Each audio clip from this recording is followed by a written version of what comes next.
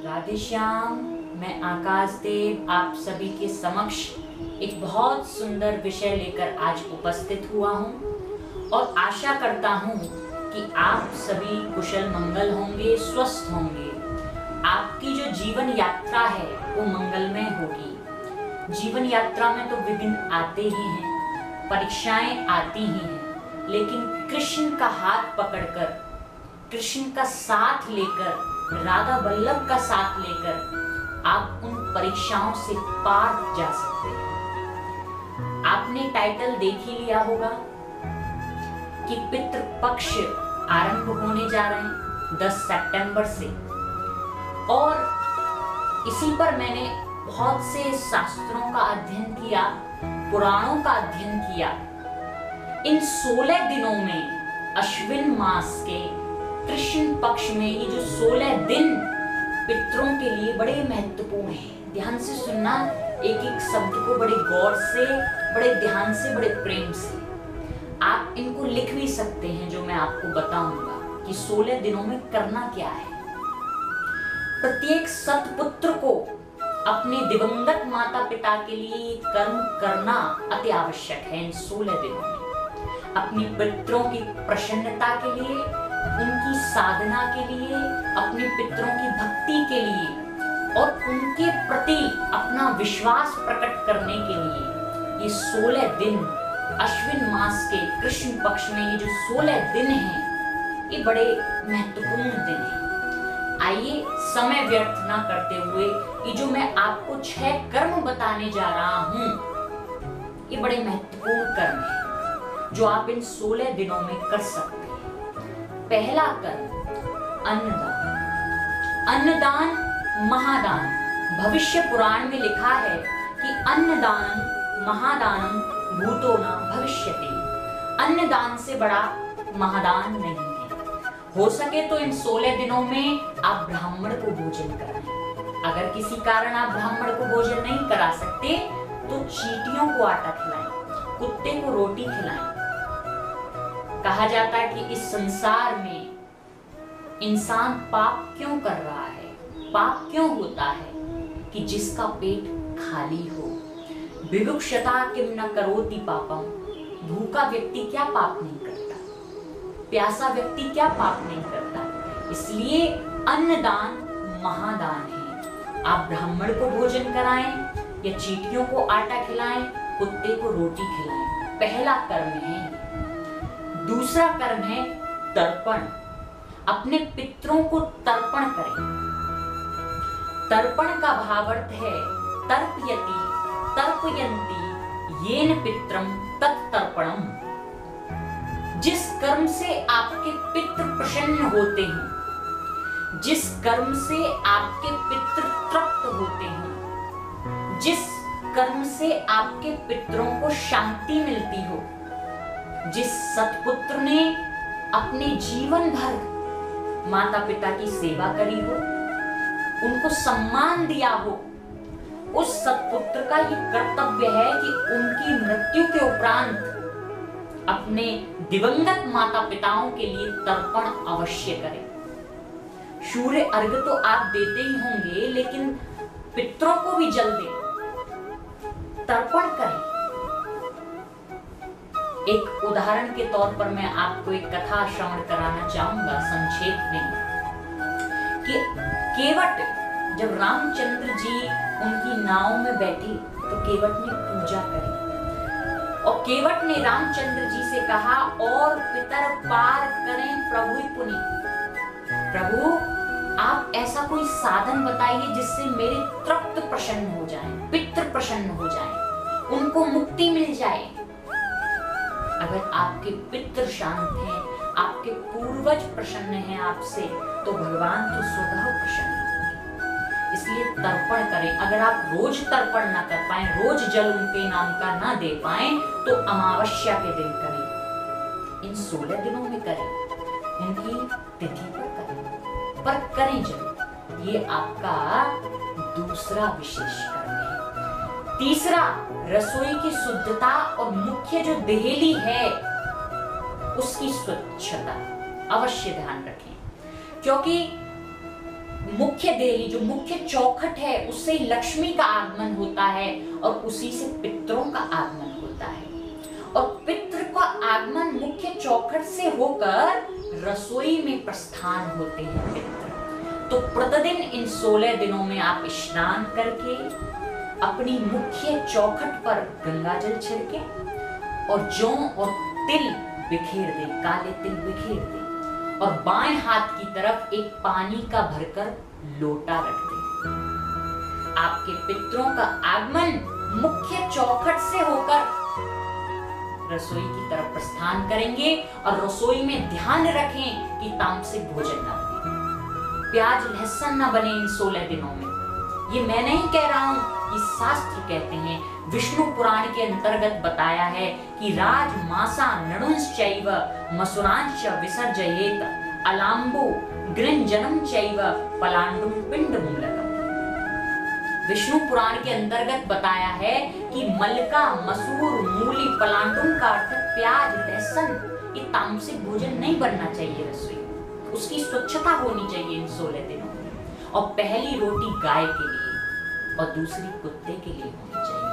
ये आपका कर्म है तीसरा विशेष कर्म, जो कि शास्त्र बता है। चौथा विशेष कर्म है, आप गीता पाठ कर सकते हैं 16 दिन, भागवत का पाठ कर सकते हैं 16 दिन, गजेंद्र मोक्ष का पाठ कर सकते हैं, पितृसूक्त का पाठ कर सकते हैं। अगर आप गजेंद्र मोक्ष का, भागवत का संस्कृत में पाठ ना कर पाए तो हिंदी में पाठ करें, पर करें। ये मैं नहीं कह रहा हूँ, ये आपके शास्त्र कहते हैं। श्लोकम श्लोकार्ध पादम व यौन्ते भागवतम पठेत न तस्य पुनराकृति ब्रह्मलोकात् कदाचन। अगर आप जब पाठ करेंगे और उस पाठ की ध्वनि आपके पितरों के कर्णों में पड़ेगी तो वो शांत होंगे, प्रसन्न होंगे, और जिसके घर में पितृ दोष है वो समाप्त होगा। शास्त्रों का कहना है कि अर्ध से भी अर्ध श्लोक अगर उनके कर्णों में पहुंच गया, आधा से भी आधा श्लोक, तो वो प्रसन्न होंगे, उनकी प्रसन्नता का ठिकाना नहीं होगा। तो चौथा ये विशेष कर्म। पांचवा कर्म है पितृ गायत्री जप करना चाहिए। दक्षिण दिशा में पितरों की तस्वीर लगानी चाहिए। पितरों के निमित्त जो भी आप कर्म कर रहे हैं वो दक्षिण दिशा में होना चाहिए। और तिल के तेल का दीप दान करना चाहिए। दक्षिण दिशा में तिल के तेल का दीप रख दीजिए, वो पितरों को तृप्त होंगे, उससे पितृ तृप्त होंगे। दक्षिण दिशा में ही आप तस्वीर रखिए, ध्यान से सुनना, बड़े गौर से, बड़े प्रेम से, बड़े भाव से। दक्षिण दिशा में बहुतों के घर में जाता हूँ, उन्हें यही नहीं पता कि किस दिशा में फोटो रखनी चाहिए, किस दिशा में तस्वीर रखनी चाहिए पितरों की। दक्षिण दिशा में जो भी आप पितरों के निमित्त कर्म कर रहे हैं, अनुष्ठान कर रहे हैं, जो भी कर रहे हैं, वो दक्षिण दिशा के मुख करके करें और उन्हें दीप दान करें, क्योंकि दक्षिण दिशा में पितरों का वास, दक्षिण दिशा में यम का वास होता है। ये पांचवा कर्म है। ये मैं नहीं कह रहा हूं, ये आपके शास्त्र कह रहे हैं। प्रांग मुखो उदंग मुखम दीपम देवागारे द्विजालये कुर्याद याम्य मुखम पैत्रै अद्भिः संकल्प्य सुस्थिरम्। शास्त्र कहता है पितरों के लिए जो भी काम करते हैं, मुख दक्षिण दिशा की ओर तरफ होना चाहिए आपका। और पितृ गायत्री जप करें। एक मंत्र मैं आपको बता देता हूँ, वो मंत्र आप 1 माला करें, 2 माला करें, 3 माला करें, जितनी श्रद्धा हो आप कर सकते हैं। उस मंत्र को आप लिख भी सकते हैं, YouTube पे आपको मिल भी जाएगा। एक बार मैं उच्चारण कर देता हूँ उस मंत्र का। ओम देवताभ्यः पितृभ्यश्च महायोगिभ्यः एव च नमः स्वधायै स्वाहायै नित्यमेव नमो नमः। ये मंत्र है। एक बार और मैं उच्चारण कर देता हूँ। ओम देवताभ्यः पितृभ्यश्च महायोगिभ्यः एव च नमः स्वधायै स्वाहायै नित्यमेव नमो नमः। आप इस मंत्र की 1 माला करें, 2 माला करें, आपकी श्रद्धा है।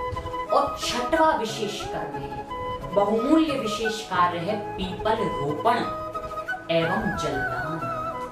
पीपल वृक्ष के निमित्त जाकर आपको जलदान करना चाहिए पितरों के। जिसके घर में पितृ दोष है सब कर्म करके आप थक गए हों, पर ये जो मैं कर्म आपको बता रहा हूं, बताने जा रहा हूं कि हर वर्ष ये जो 16 दिन आते हैं, श्राद्ध के 16 दिन, अश्विन मास के कृष्ण पक्ष में जो ये 16 दिन आते हैं, इसमें आप पीपल का वृक्ष रोपित करें और नित्य जब तक वो खिल ना जाए उसमें जल डालें। आपका पितृदोष समाप्त हो जाएगा। अवश्य करें इन कामों और पितृ तीर्थ बनाकर आप करें इस कर्म।